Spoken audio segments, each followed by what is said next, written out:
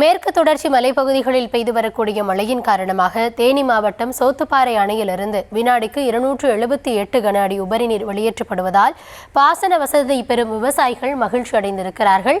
இது குறித்த கள தகவல்களோடு செய்தியாளர் பாலாஜி இணைந்திருக்கிறார். பாலாஜி, வணக்கம். விரிவான விவரங்களை வழங்கலாம்.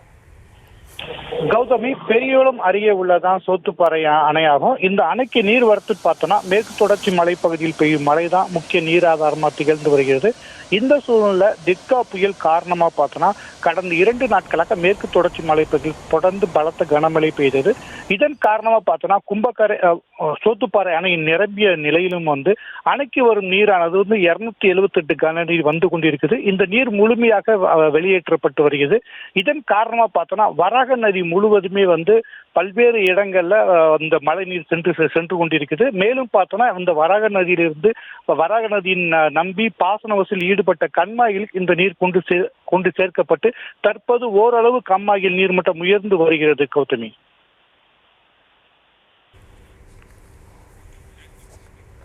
விவரங்களுக்கு நன்றி பாலாஜி.